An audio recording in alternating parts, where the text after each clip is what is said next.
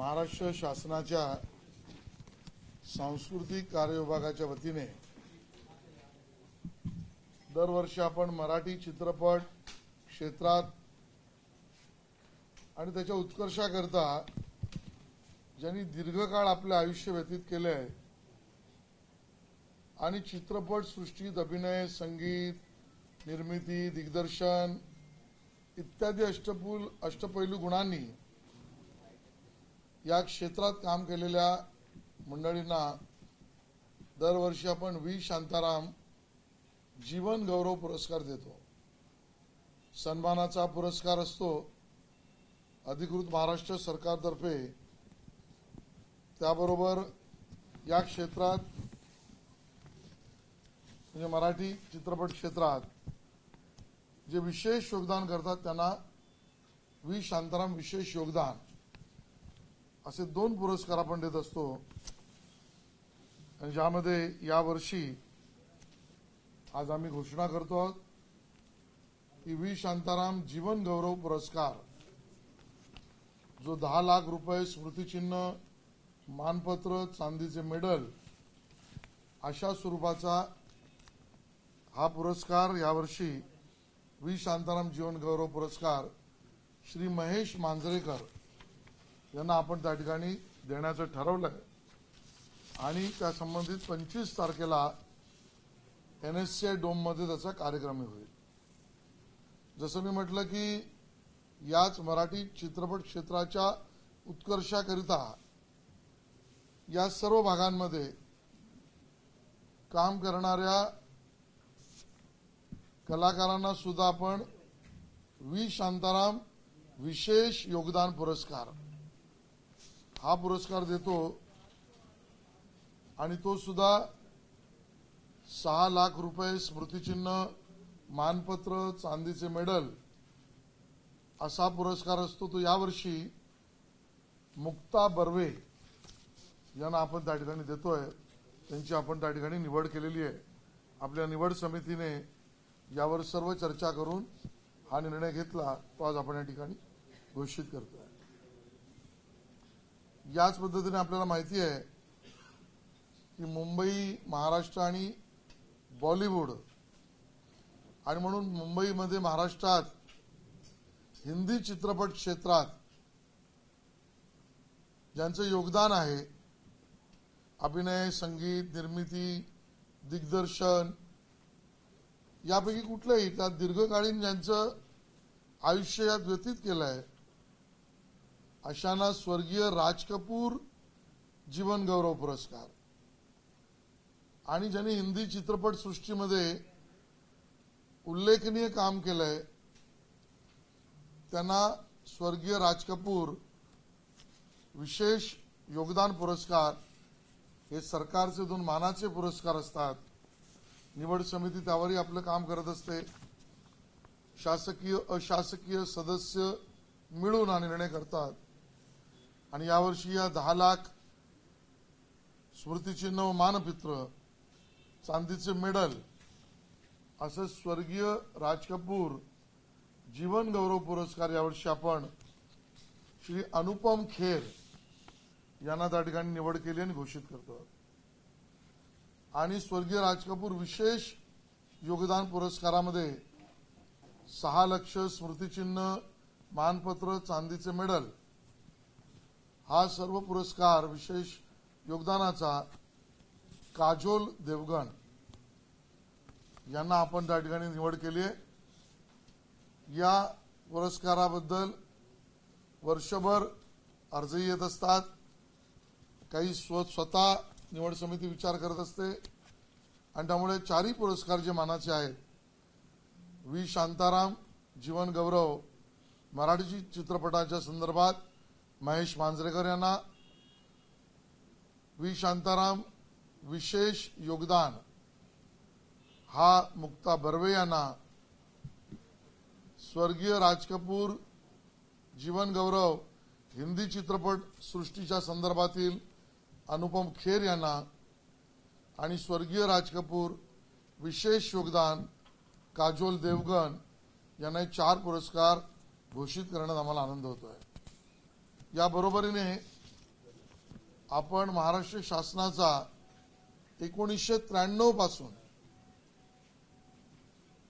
गान सम्राज्ञी लता मंगेशकर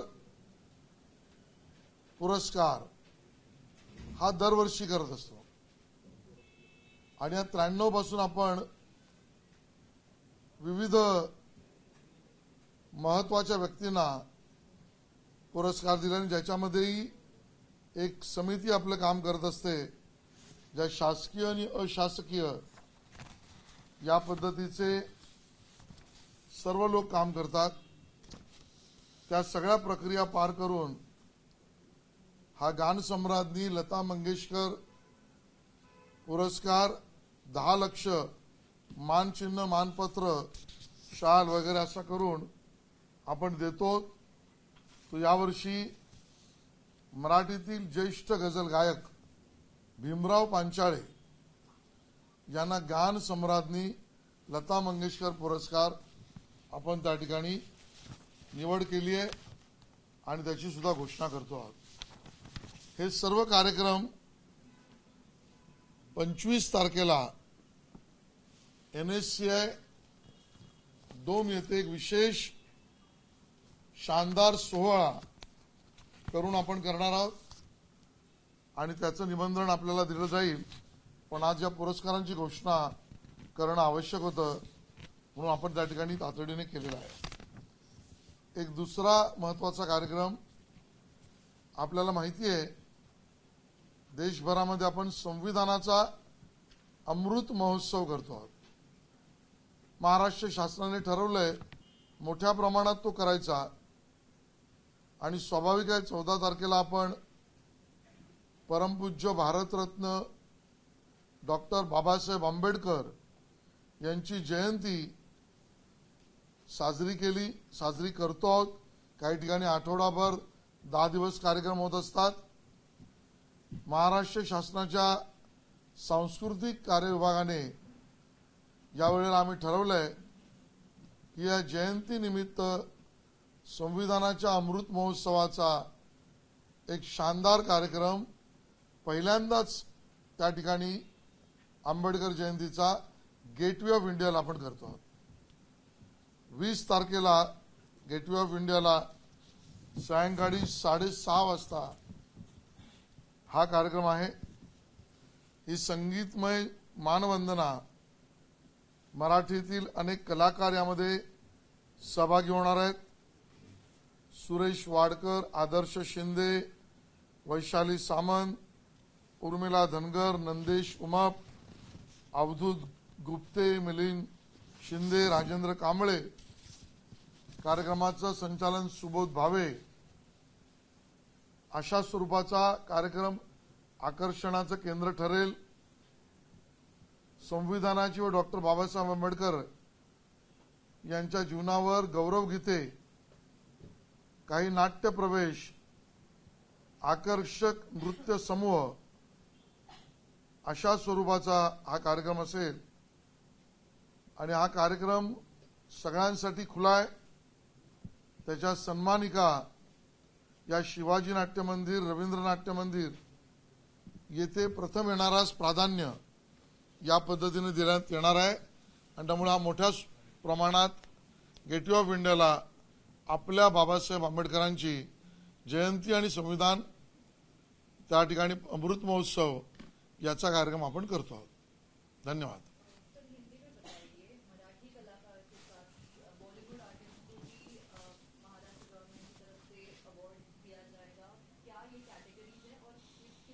देखिए, हर साल महाराष्ट्र सरकार वी शांताराम जीवन गौरव पुरस्कार मराठी चित्रपट और उसका उत्कर्ष इसको ध्यान में रखकर जिन्होंने बहुत सालों तक इसमें तपस्या की है, ऐसे मराठी कलाकार को वी शांताराम जीवन गौरव पुरस्कार दिया जाता है, जो 10 लाख रुपया स्मृति चिन्ह, मेडल और बाकी सब है। इस साल ये पुरस्कार वरिष्ठ कलाकार महेश मांजरेकर इनको हम दे रहे हैं। निवड समिति ने उनका चयन भी किया है। उसी साथ साथ और एक मराठी चित्रपट सृष्टि में काम करने वाले व्यक्ति को विशेष योगदान, वी शांताराम विशेष योगदान, ऐसा पुरस्कार हम देते जो 6 लाख रुपया स्मृति चिन्ह और मेडल रहता है।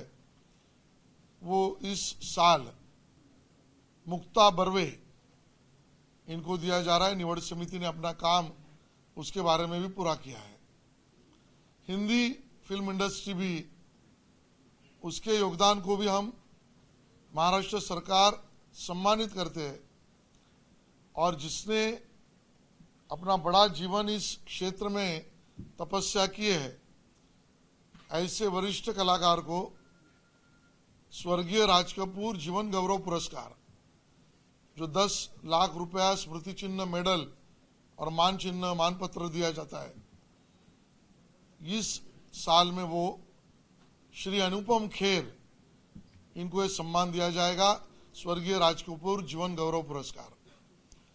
उसी के साथ साथ स्वर्गीय राज कपूर विशेष योगदान पुरस्कार भी हम निवड समिति के चयन के बाद 6 लाख रुपया स्मृति चिन्ह, मान चिन्ह और मेडल, और खुशी होती है कि इस बार ये पुरस्कार काजोल देवगन जी को देने का महाराष्ट्र शासन ने तय किया है। इसी के साथ साथ महाराष्ट्र सरकार की तरफ से 1993 से गान सम्राज्ञी लता मंगेशकर पुरस्कार ये दिया जाता है। संगीत क्षेत्र के अच्छे व्यक्ति को सम्मान किया जाता है। वो पुरस्कार 6 लाख रुपया और मान चिन्ह, 10 लाख रुपया, 10 लाख रुपया और मान चिन्ह, इस प्रकार का पुरस्कार रहता है। उसमें भी निवड समिति ने अपना काम पूरा किया और मराठी गजल के बहुत ही वरिष्ठ गायक भीमराव पांचाले, उनको ये पुरस्कार दिया जा रहा है। ये सभी कार्यक्रम 25 तारीख को NSCI डोम में एक आकर्षक सांस्कृतिक कार्यक्रम के साथ सम्मानीय व्यक्तियों के उपस्थिति में होगा। उसकी जानकारी आपको मिलेगी।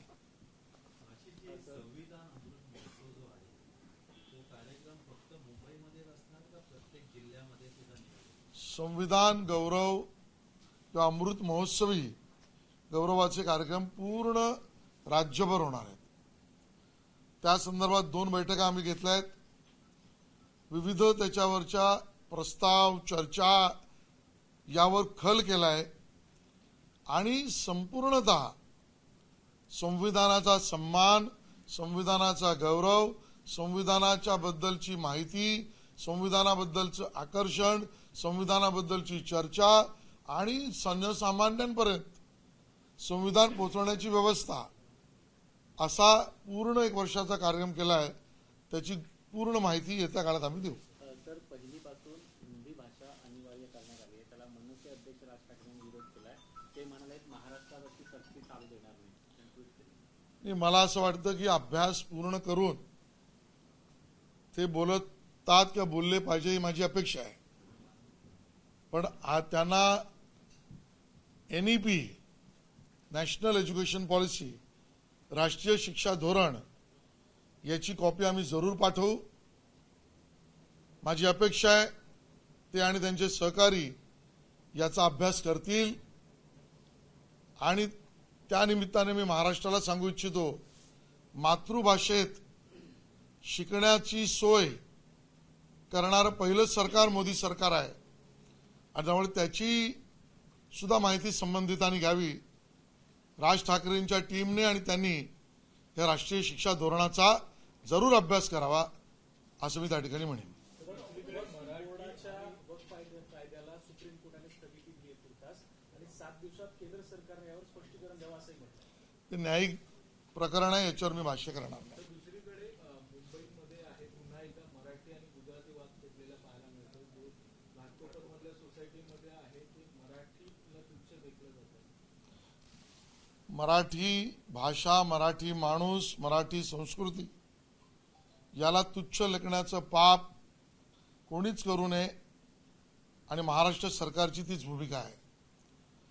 मराठी माणूस, मराठी भाषा आणि मराठी संस्कृतीचा सन्मान हाच झाला पाहिजे ही आमची भूमिका आहे.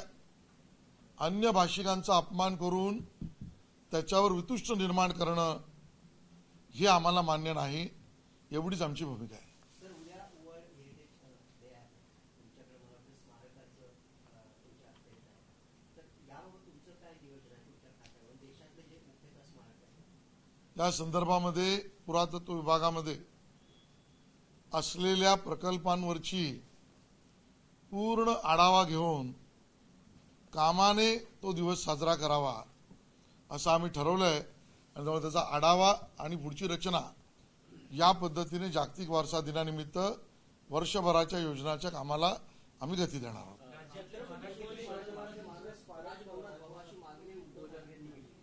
मग ते मुख्यमंत्री असताना त्यांनी का नाही केलं? ते मुख्यमंत्री असताना त्यांच्या माणसांनी तर शिवाजी महाराजांच्या वंशजांचे पुरावे मागितले. त्यामुळे स्वतः त्यांच्या काळामध्ये ते त्यांनी केलं नाही, ते दुसऱ्याला ज्ञान देऊ पाहतायत. एवढंच मी त्याला म्हणेन. 12 किल्ले युनेस्कोमध्ये घ्यायचे का आपण? काय युनेस्कोच्या वारसा स्थळांमध्ये 12 किल्ल्यांचा समावेश व्हावा याच्यासाठी प्रयत्न चालले. त्याच्यात काही अपडेट आहे? नाही, मागेही मी या गोष्टी स्पष्टता दिली. माननीय मुख्यमंत्र्यांनी काल रायगडला सुद्धा यातली स्पष्टता दिली. हा टप्प्याटप्प्याने पुढे जाणारा विषय आहे. आपण त्या विषयामध्ये सगळ्यात पहिलं तर देशभरात ज्याला जागतिक वारसा असं संबोधलं गेलं पाहिजे, टॅग लागला पाहिजे, अशाची एक मोठी यादी आहे.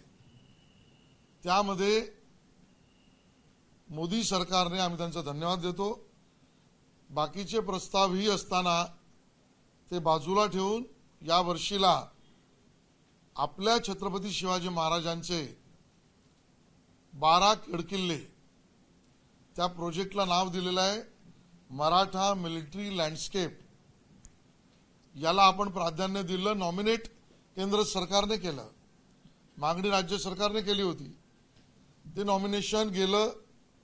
त्याबरोबर दुसरा टप्पा असतो त्याबद्दलची संपूर्ण माहिती ज्याला म्हणू, प्रबंध ज्याला म्हणू, तो आपल्याला द्यायचा असतो. तिसऱ्या टप्प्यामध्ये त्यातली हेरिटेज व्हॅल्यू, आर्किटेक्चरल विशेषता, हिस्टॉरिकल रेफरन्स याबद्दलचा खल होतो. त्यानंतर एक सल्लागार समिती जी युनेस्कोची आहे, त्या युनेस्कोच्या सल्लागार समिती ज्याचा प्रोनाउन्सिएशन जगभरात 2 पद्धतीने होतो. काही लोक इकॉमॉस करतात, काही ठिकाणी उल्लेख आयकॉमॉस करतात. तर आपण आयकॉमॉस म्हणू. या आयकॉमॉस ही जी सल्लागार समिती युनेस्कोला सल्ला देते, त्या स्तरावर प्रश्नोत्तर, पुरावे याचं आदान प्रदान होतं. तेही झालं. त्यानंतर आपण विशेष प्रयत्न करून या क्षेत्रात काम करणाऱ्या काही व्यावसायिक व्यवस्था आहेत की ज्या व्यावसायिक व्यवस्था, जसं एखाद्या न्यायालयामध्ये आपण उत्तम पद्धतीचा काउन्सिल घेतो, तसं जगभरातल्या व्यवस्थांमध्ये युनेस्कोत या विषयामध्ये ज्या व्यावसायिक व्यवस्था आपली बाजू जी भक्कम आहेच ती योग्य पद्धतीने मांडणं हे काम आवश्यक असतं. तो टप्पा आपण पूर्ण केला. त्यानंतर आपल्याला असं जाणवलं किंवा आपल्याला असं वाटलं किंवा आपण योग्य विचार केला आणि आयकॉमॉसच्या काही सल्लागारांना या सगळ्या टप्प्यानंतर परिपूर्णता करण्यासाठी अजूनचा वेळ आपण त्या ठिकाणी मागितला. ॲडिशनल डीजी युनेस्कोचे हे निर्णय प्रक्रियेतले महत्त्वाचे अधिकारी असतात, त्यांची वेळ आपण मागितली. आणि त्यावेळेला मी स्वतः, आपले सचिव आणि आपला सल्लागार, जो त्या सल्लागारासमोर बाजू मांडतोय, असे आम्ही त्या ठिकाणी अजूनचं मटेरियल घेऊन गेलो, त्यांना भेटलो. येणाऱ्या 19-20 तारखेला मेच्या स्वतः माननीय मुख्यमंत्र्यांची युनेस्कोमध्ये आपण अपॉइंटमेंट फिक्स केली. त्यांचे डीजी आणि मुख्यमंत्री, मी स्वतः, आपले अधिकारी ही आपण आवश्यक भेट ठरवली. त्यामध्ये ज्या वर्ल्ड युनेस्को मधल्या 21 राष्ट्रांचे सदस्य हे अंतिम निर्णय करतात, त्या 21 राष्ट्रांच्या सदस्यांना म्हणजे अँबॅसेडर्सना, जे वेगवेगळे अँबॅसेडर, युनेस्को मधले अँबॅसेडर वेगळे असतात, पण जे राजकीय अँबॅसेडर असतात त्यांना सुद्धा याचं अवगत करणं, म्हणून भारत सरकारचे आपण धन्यवाद देतो की माननीय जयशंकर यांनी दिल्लीमध्ये या संबंधात बैठक घेतली. माननीय मुख्यमंत्री आणि आपले अधिकारी त्याला होते. अशा टप्प्याटप्प्याने आपण पुढे जातो आहोत. 20 मे नंतर मग जी काही युनेस्कोची बैठक होईल त्यामध्ये आपण आपला आनंद सोहळा करावा असा निर्णय आपण अपेक्षित आहोत. ठाकरे गटाकडनं मुंबईत ठिकठिकाणी आंदोलन सुरू आहे. मुंबईतल्या अनेक वॉर्डात पाणीच येत नाही, तिथं ते गढूळ येतं, त्याबद्दल आपलं काय म्हणणं? हे पापच ठाकरे गटाचे आहे. मुळामध्ये मुंबईकरांना पिण्याच्या पाण्यापासून वंचित करण्याचं पाप केवळ आदित्य ठाकरे यांचं आहे. त्या ठिकाणी 2 डॅम मुंबईचे होणार होते, गारगाई आणि पिंजाळ. माझा सवाल आहे आदित्य ठाकरे आणि ठाकरे गटाला, त्याला स्थगिती कोणी दिली याचं पहिलं उत्तर द्या. 12-15 वर्षापूर्वी होणारे ते डॅम आता झाले असते, मुंबईला मुबलक पाणी मिळालं असतं. याला स्थगिती आदित्य ठाकरे आणि उभाटा सेना यांनी दिली. मुंबईकरांना मिळणाऱ्या, ज्याला टेक्निकली ऑग्युमेंटेशन म्हणतात, अधिकच्या पाण्याच्या व्यवस्थेच्या धरणांना स्थगिती या आदित्य ठाकरे आणि उभाटा सेना म्हणजे त्यांच्या पक्षाने दिली. नंबर 2, गेली 16 वर्ष जेव्हा ते सत्तेत होते आणि स्थायी समिती त्यांच्याकडे होती, वॉटर लिकेज टेंडर काढून 250 कोटीचा चुरा हा उभाटा सेनेने केला. या 250 कोटीत पाण्याच्या गळती रोखू शकले नाहीत, तिथून पाण्याचं कंटॅमिनेशन होत आहे. आणि म्हणून ही सुद्धा गोष्ट जबाबदारी उभाटा सेनेला त्या ठिकाणी घ्यावी लागेल. तिसरा मुद्दा त्यांनी सांगितला होता, जेव्हा पर्यावरण मंत्री आदित्य ठाकरे होते, की आम्ही समुद्राचं पाणी गोडं करतो. आम्ही टेंडर काढलाय, का नाही काम झालं पुढे? ते समुद्राचं पाणी गोडी करणं योग्य की अयोग्य याच्यावर पर्यावरणवाद्यांची वेगवेगळी मतं आहेत, त्याला मी हात घालत नाही. पण तेही पाणी नाही, धरणाला अडवलं, लिकेजला थांबवलं नाही, समुद्राचं पाणी गोडी करण्यापासून निर्णय घेतला नाही. मुंबईकरांची व्यवस्था केवळ उभाटा सेना आणि आदित्य ठाकरे यांच्यामुळे झालेली आहे. आज रस्त्याच्या कामामध्ये कामं करताना युटिलिटीज त्या ठिकाणी जरूर कंत्राटदाराच्या निष्काळजीपणामुळे तोडल्या जात आहेत. तो मुद्दा आम्ही उपस्थित केला. विधानसभा अध्यक्षांकडे बैठक झाली, एकनाथ शिंदे साहेबांनी बैठक घेतली. त्याच्यावर उपाय शोधण्याचं काम, पाणी गढूळ येऊ नये आणि पाणी पूर्ण यावं याचं काम हे सरकार करतंय. 16 वर्षाचं पाप उभाटा सेनेमुळे मुंबईकरांच्या डोक्यावर आहे.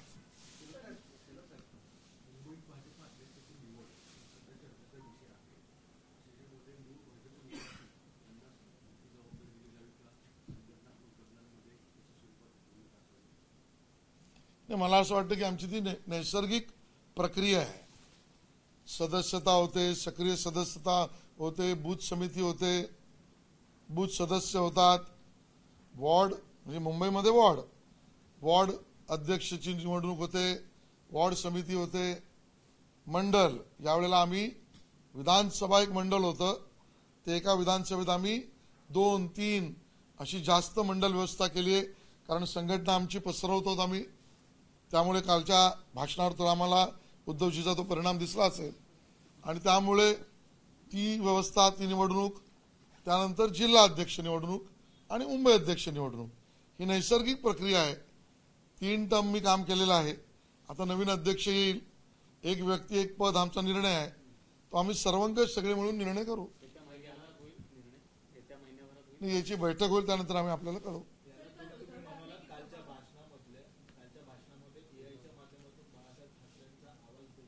म्हणजे माझा विभाग किती काम करते बघा. की माहिती तंत्रज्ञान विभागाचा कामाचा सपाटा, प्रचार प्रसार, जे कालपर्यंत आई आई बोलणारे AI वर बोलायला लागले आहेत, मला समाधान आहे. त्याचा उपयोग काय करायचा याचं अजून एथिक्स आम्ही ठरवलेलं नाही. ते ठरवलं की वापरणारे योग्य आहेत की अयोग्य हे सांगू. आता तुर्तास काही बोलणार नाही. शलन सर, MCAचं एक रजिस्टर अंपायर मंगळवारी T20च्या सामन्यात त्याला अटॅकिंग गेला. MCA कडून मला वाटतं याच्यावर MCA स्पष्टता देईल. कोणाचंही दुःखद निधन झालं ते MCA त्याची चिंता करेल. MCA मध्ये काम करत आहात. आता मी मंत्री म्हणून बसलोय. मराठी पुरा करते. मला असं वाटतं की असं आघाडी पिछाडी आमच्याकडे काय नसते. तुम्हाला बातम्या करायला माझी काही विरोध नाही, पण आघाडी पिछाडी समांतर विषयांतर असं आमच्याकडे काही नाही. आमच्याकडे सगळे मिळून आम्ही नावं ठरवतो आणि त्यामुळे तुम्ही बातम्या जरूर करा, पण आमचा निर्णय एकमताने होईल. सर, काँग्रेसचं राज्यभर आंदोलन सुरू आहे. मुंबईत देखील काँग्रेसने आंदोलन केलं. कशावर? ईडीच्या विरोधात.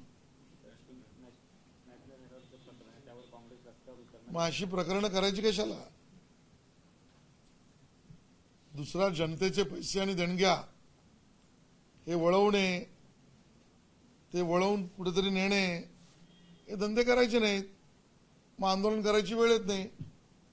त्यामुळे ज्या व्यवस्था सुचानुरूप आर्थिक व्यवस्था चालवण्यासाठी आहेत त्याला तोडमरोड करण्याचं हा काम काँग्रेसने केलं, म्हणून त्यांना आंदोलनाला उतरायला लागतंय. आंदोलन करण्यापेक्षा त्यांनी कोर्टात जावं. कोर्टात हिंमत असेल तर बाजू मांडावी, त्याच्यावरचा आपला दावा कोर्टासमोर मांडावा. आमच्यावर झालेले आरोप खोटे आहेत असं म्हणावं. यातलं ते काही करत नाहीत. आमच्यावरचे आरोप खोटे आहेत काँग्रेस म्हणायला तयार नाही. कोर्टासमोर जायला हिंमत नाही, दावा दाखल करण्याची क्षमता नाही. आणि हे तीन का नाही? कारण केलेलं पाप आणि गुन्हा खरा आहे हे त्यांनाही माहिती आहे.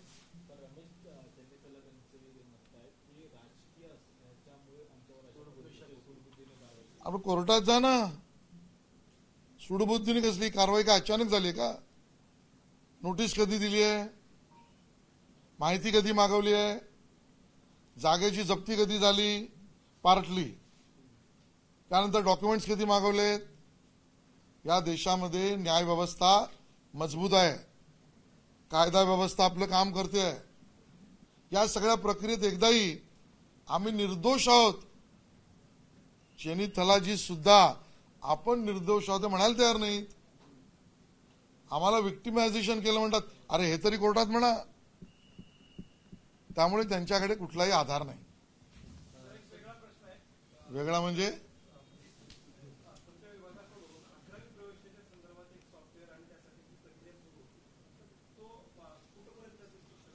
मी स्वतः या विषयामध्ये बैठक घेतली, कारण आपल्याला माहिती आहे 10वी आणि 12वीचे निकाल ज्या वेळेला लागतात आणि एकाच वेळेला काही काळापुरता, तो काळ काही मिनिटाचा पण असतो, सर्व्हरवर एकदम ओव्हरलोड होतो. तर ते सगळं काम त्या बोर्डामार्फत होत असतं. ही जी संगणकीय व्यवस्था आहे ती सुद्धा बोर्ड करत असतं, पण तरी विद्यार्थ्यांना त्रास होत असतो. तो होऊ नये पालकांना, विद्यार्थ्यांना त्रास. म्हणून त्या ठिकाणी याचा रिव्ह्यू संबंधित बोर्डाच्या आणि खात्याच्या अधिकाऱ्यांबरोबर आम्ही घेतला. या ठिकाणी काही अपडेटेशन करण्याची आवश्यकता असते, अपग्रेडेशन करण्याची आवश्यकता असते. असलेल्या सॉफ्टवेअरला त्या ठिकाणी रिव्हॅलिडेट, रिफर्शन करण्याची आवश्यकता असते. या संबंधामधली चर्चा आणि निर्देश बोर्ड आणि महाआयटी बसून करावं असे दिलेले आहेत. आणि प्रयत्न हा राहील की आमच्या विद्यार्थ्यांना मानसिक ताण त्यातनं होणार नाही. तो पूर्णपणे बोर्ड करतं.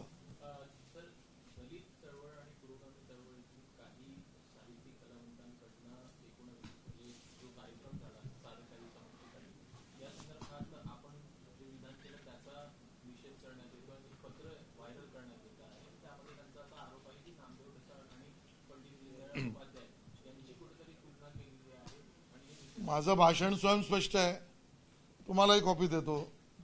माझ्या विधानावर मी ठाम आहे. दीनदयाळ उपाध्यायजींचे विचार हे समष्टीचे आहेत. नामदेव ढसाळांचा अपमान करण्याचा विषयच येत नाही. मी केला नाही, करणार नाही, करण्याचा प्रश्नच येत नाही. हा, माझ्या भाषणानंतर जर चर्चा होत असेल तर लोकशाहीवर भरोसा ठेवणारा मी आहे. जरूर चर्चा करा. आम्ही इनटॉलरंट नाहीत, त्यामुळे टीका जरूर करा. सगळ्या विचारांनी सामोपचाराने संवाद केला पाहिजे. या विचाराचे आम्ही आहोत, म्हणून आम्ही त्याचं स्वागत करतो. चलो, बहुत हो गया. देखिए, मेरा विभाग कितना काम कर रहा है. जो कल तक एआई चिल्लाते थे, आज एआई पर बोल रहे हैं, तो अच्छा है. उसका उपयोग कैसे करना, इसके बारे में अभी भी एथिकल निर्णय एआई की उपयोगिता के बारे में सरकार ने नहीं लिया है. इसके लिए उसके ऊपर मैं भाष्य नहीं करूंगा. जिस दिन एथिकल यूसेज का उपयोग का निर्णय होगा उस पर हम भाष्य करेंगे.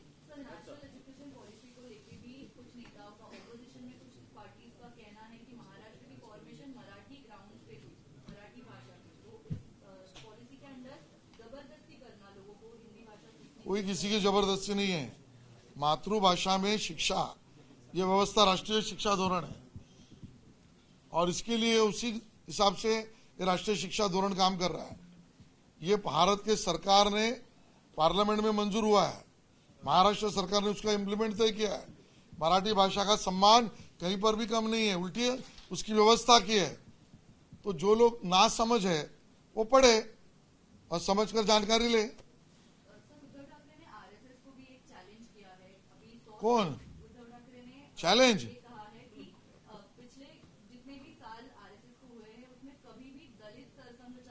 अरे भाई, मेरा उनको सवाल है, ठाकरे परिवार का छोड़ के पार्टी का अध्यक्ष तो बना के दिखाओ, फिर दूसरों को सवाल करो.